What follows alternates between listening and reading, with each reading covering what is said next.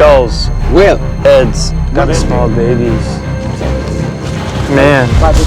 Off we go to the pyramid. and then the brain come out. We saw a 6-legged buffalo, correct? Even in England, we can find the same symbols there, very similar to like spirals and other kind of symbols as well. Look at that. This natural phenomenon, the solstice, summer solstice. Okay, I'm getting in.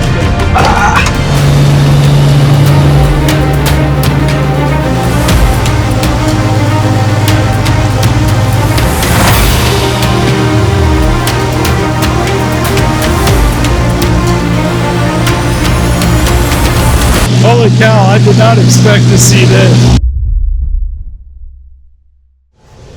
Heard you guys, we officially made it on the bus. We are on our way to Nazca, home of the Nazca Lines, one of the greatest mysteries in Peru.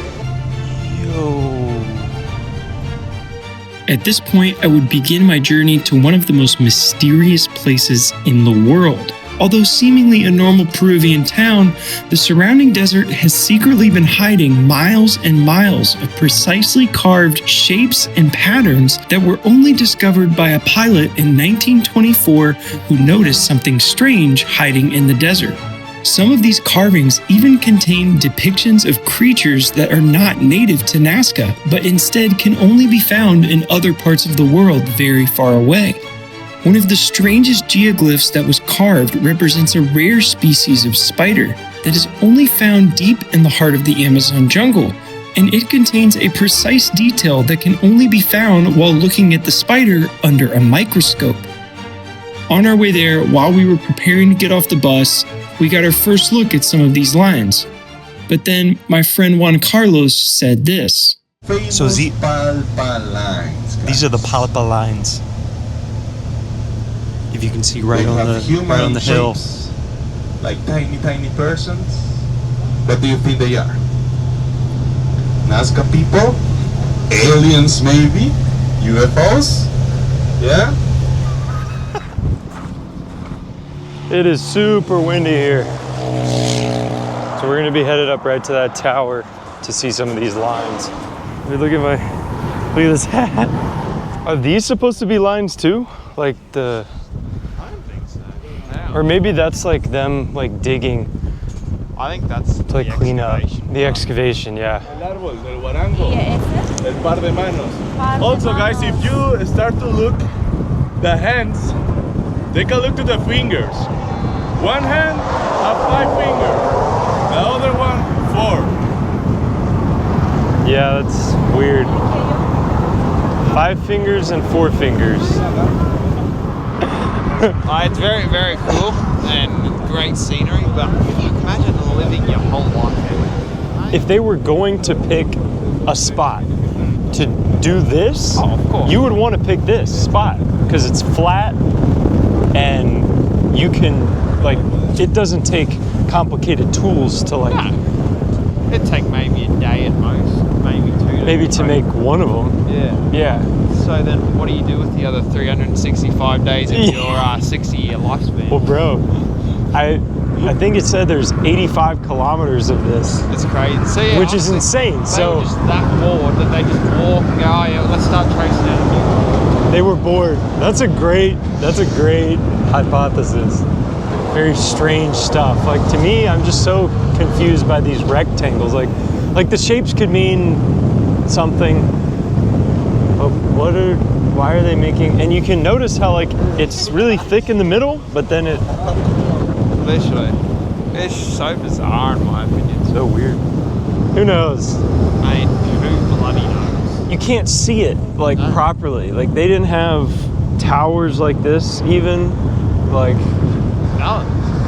Like, how would you be able to see this stuff? How do you not get disorientated? You do a big ass drawing, you start walking, do another drawing. Yeah, how do you get the measurements correct? A whole day, I'd be fucking looping.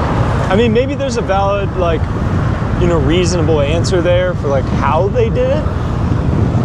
I mean, obviously it probably took them a long time to do all of it, but like the most strange question is why? Yeah, you know? I think that's why? Before they knew about these lines, they built this road, and so the line has been this alligator. This is supposed to be an alligator, and it has been split in half by the road. And there's all these there's all these weird lines that are like crossing each other. Like, you know, what's that supposed to be? Like, what is that? So weird. Yo, so just said bye to Juan Carlos and everybody from that crew. When I entered my hotel, I was able to meet the owner and ask him a few questions to help improve my understanding of the mysteries here. Esta es la línea. ¿Ves la línea? No. Y el sol cae. Acá está, mira la línea. Mira, acá está la línea y el sol cae perpendicularmente. El 21 de junio. Yo lo he tomado, el año pasado lo he tomado. Although my Spanish was not great, I was able to pick up on some of the things he was saying. One of them being that many of the Nazca Lines are aligned precisely with the alignments of the sun, which could only indicate that the culture who carved these lines had a complex understanding of the position of the sun at different parts of the year. On top of that, I later found out that many of the shapes and figures seem to align with certain celestial phenomena and star systems. In order to have known these things, the people of Nazca would have needed many years of patient observation and recording to map these patterns. But even after this discussion, I still did not understand why they would have done such a thing at this scale, particularly since they did not have airplanes and could not see most of their designs. Because in order to carve shapes this precisely at such a large scale, they would have needed a measurement system sophisticated enough to accomplish this. So in order to learn more, I decided to visit the local museum, which would hopefully answer some of my questions. However, as you will see, I learned that this mystery was only the tip of the iceberg here in Nazca, because later in this video, we will be talking to the author of a book who was recently interviewed by Ross Coulthart, a prominent News Nation anchor. In his book, he discusses many other strange phenomena here in Nazca, including ghost sightings, strange figures, and more. And after that, we will have the pleasure of meeting the one and only archaeologist currently working in town, who claims that many of the mysteries of Nazca might not lie in the lines or figures themselves, but instead nearby within other projects the Nazca people were undertaking. This includes pyramids, sacrificial mummification, and more. However, before I got ahead of myself, I wanted to confirm that what I was hearing earlier was true. So I made an executive decision to see the lines for myself. But what I saw was not what I had anticipated. We're on our way to the airport right now. I actually cannot wait for this, even though I'm still pretty exhausted. Hey, gracias. Look at that. Cool. Yo, so my flight's gonna leave in like 5 minutes. I brought this, thank goodness. I'm so good at packing last second. That's a skill developed from years and years of practice, callousing, fortifying, improving. Now I will proceed to finish this banana. I'm actually so excited. Headed to the plane now.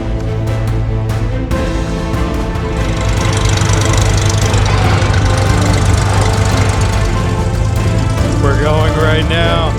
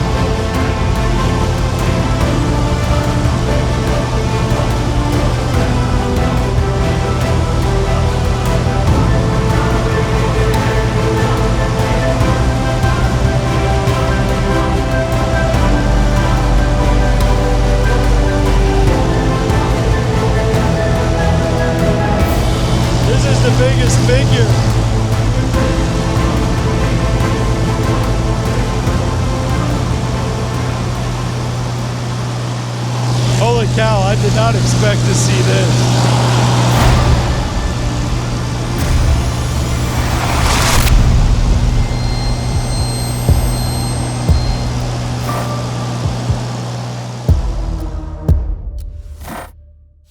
After seeing what appeared to be some sort of alien-like figure in the mountainside, we quickly turned around back to the airport. At minimum, I was confused and had many ideas as to what the Nazca people were trying to depict with this carving. But before I had any time to digest what I had seen, I met a man named Christian, who went on to lead me down another rabbit hole that went far beyond the mystery of simple figures in the desert. All right, guys. So basically what's happening right now is I met this guy. His name is Christian. He wrote this book called Gatekeepers of Nazca, right here. And Ross Coldhart actually interviewed him. When did he interview you? Oh, 2 months ago. 2 months ago? At least, yes. That's very recent. And basically what he was telling me is that Ross came here interested in this type of a thing. And he was telling me a story about how when he was flying over the Palpa lines, which are very similar to the Nazca lines, that he saw a 6-legged buffalo, Yeah, correct? kind of buffalo, yes. And it was... That was in Palpa Lines. And it was on the ground? On the ground. Or... Over a trapezoid. Over a trapezoid. Over a trapezoid. One of the shapes that was Yes. there. Okay. When it- And how big was the buffalo? Like the same size like a usual buffalo, but with 6 legs. But like a spider. If you were... Open legs, like this. Oh, that's very weird. So weird. If you were in a plane, Yeah. how could you be able to see the buffalo? Yes, once we saw this, I remember I backed to the same position to find again and try to film or take pictures, but it was so fast. It was so fast. It disappeared in seconds. Interesting. It went down to the mountain because this truck Weird. was over a mountain. You know what I mean? Oh, it was over a mountain. Mountain. Oh, so how close was the plane? Or maybe no more than 100 meters of altitude in reference to the surface. Okay. Yeah. So you are confident that this buffalo had 6 legs? Yes, 6 legs in this position like a spider. Okay. Well, the first question was how long it was. I remember it was maybe 20 years ago, more or less. But Yeah. this area is very weird. mystic. It's very mystic. We can feel a strong energy here. Yeah. It's very special in this place. I mean, one of the things that I noticed when I was flying over these lines is that you can't see them from the ground. You have to be in the air. Yes, when you are on the surface, it's hard to see all that. Yeah, so Yeah. it creates a question. Why would they make these things if they can't see them? Yeah, it's like a message. It's It very- was like a message in the future. You know what I mean? It's because the only way is to see all these figures from the air. There is no other way. Even if there is a tower in the highway, but you can see only 2 figures there.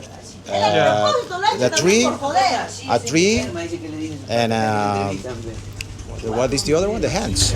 So this is the question: how they could make all this. Even I don't know if you see a diagonal lines in the desert. It is 400 kilometers long. So, I guess I have one final question for you. When you interview people, why do you think they created the lines? Why? Why are they there? I think it's a kind of message. Definitely, it's a kind of message, but by the future. By the future. You think the message is to the future? Is it to us? It's for Or- us, definitely for our generation. Because, Nazca is not the only part in the world that we can have all these kind of figures. Even in England, we can find the same symbols there, very similar like spirals, and other kind of symbols as well. And Right. even in the north of Chile, you can find some figures. Northern Chile, you can find. You can find them in northern Chile? Yeah, yeah. But I don't know why they don't fly there. They don't have Weird. touristic flights there. You know what I mean? Now, when you are going to see the lines, you are going to see that diagonal lines on the desert. They are the same lines that the engineers make in a table when they are going to design a building or a stadium or any kind of house. You know what I mean? Yeah. Any kind of house. But they say it's impossible in our time having a technology that can make all this. It's impossible. So now we know all these figures were made even before Christ. Yeah, thank you for your time, man. No, thanks Any to last you. words? Thanks to you. I appreciate you can interview me. Yeah, Yes. of course. Of course. All right. So to close out from this flight, just why? Why would they build this stuff? I don't know. After my discussion with Christian concluded, he introduced me to a man named Jason, who claimed to be the only archaeologist currently working in Nazca. And because I had heard that there was some massive pyramid in the desert, I asked if he could take me to it and explain what was going on. And after some discussion about the price, we agreed he would pick me up in an hour, giving me just enough time to get ready. But when he picked me up, I was not aware that we would be journeying well off the main roads to a site that contained far more than just a pyramid. That is the area where the Nazca Lines are. All the airplanes go in that direction. It's a huge desert. It has 500 kilometers square. 500 kilometers square is a huge desert where the Nazca Lines are. There are lines over there too. Exactly. And that's the reason why Panamericana Highway has a cutting, dividing the lines. Because Panamericana Highway has been built before the Nazca Lines was discovered. Wow. Okay? But This is Indiana Johnson, by the way. Say hi, Indiana Johnson. hi everybody, welcome to the Cahuachi Archaeological Site. Cahuachi Archaeological Site. You can see the pyramid off in the distance. We just came from the super old tree. And now we're headed to the graveyard. Basically what you're saying is that the graveyard robbers in the 1960s, correct? They came and they tried to steal gold or valuables. And that's why there's all these holes right here behind us. Exactly, you can see the, Yeah. it looks like a surface on the moon. It's very sad. I think that's a bone. Yeah, this is unbelievable. That is because a this bone. is a human bone. That's a human bone. It's a human bone. Can you see like parts of bodies and stuff here? Well, in some cases can be seen over the graveyard pieces of bones, feet and skull and the head, like this head. Oh my gosh. So the graveyard robbers just came here Exactly. and they just Exactly. didn't Matthew. care about any of this. You are looking one of the many graveyards around the Nazca Valley. Some people say maybe there are more than 70 graveyards, and 2,000 years ago the Nazcas definitely they had knowledge how to prepare the body through the mummification process when one person died, for example. Yeah, it's incredible that this is preserved. Well, Like definitely. there's Definitely, you know, Matthew. it's When the tombs are underground, thousand years is in good condition. But unfortunately, these tombs has been opened by the grave robbers, and the grave robbers they pick up the mummy, they find the mummy, pick up the mummy, and the mummy throw away. They don't care the mummy, and that's the reason why the mummy has been exposed to the sun for many years, and the bones get bleached. skulls, Well, heads. and there are also some skulls of the babies, you see? Babies. Yeah, wow. The small babies. Exactly. Man, But definitely. look at that. I mean, the people, they didn't care about any of this stuff. I think this is a step up from catacombs. Here, there's literally just dead bones and stuff. I mean, yeah, let's go to the pyramid. I'm ready.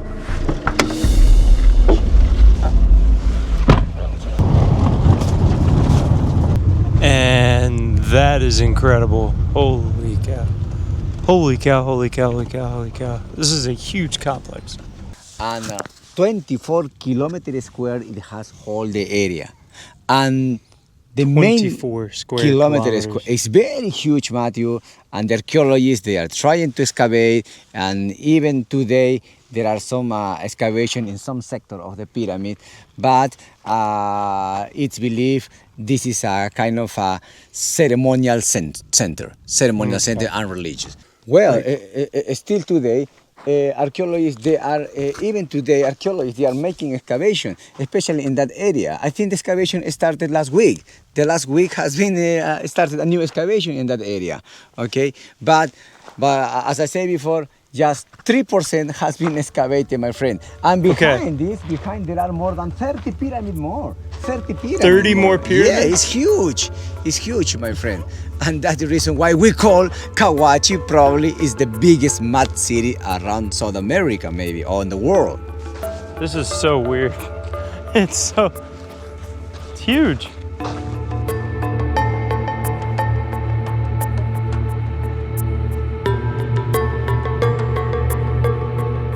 But once chop off the head, Matthew chop off the head once, then the Nazcas, they made a hole, you know, on the forehead. Yeah. And then the brain come out. The brain come out, and then a rope was passed through the hole, and inside the rope has been tied to the tongue. The answer for the Nazca Lines, Matthew, is here. The Nazcas, it seems, 2,000 years ago, when they came to here, they saw hills, you know, hills, and the Nazcas, they built over this hill. I tried to say, behind this pyramid, behind is nothing. Only they built in this side of the hill. Why? Oh! Because Nazca Lines is 3 kilometers in front.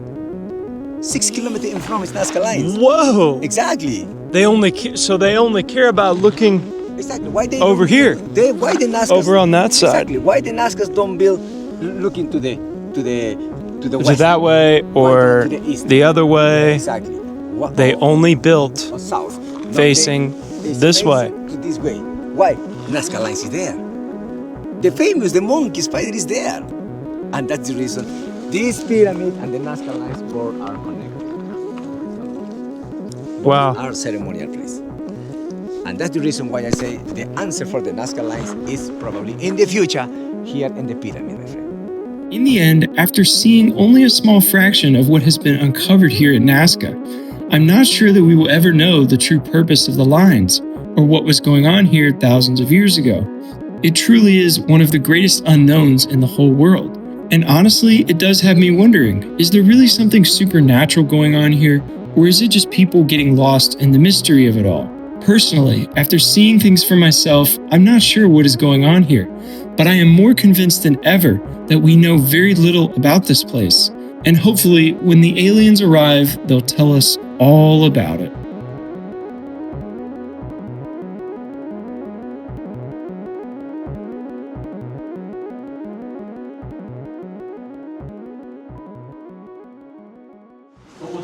Oh my gosh.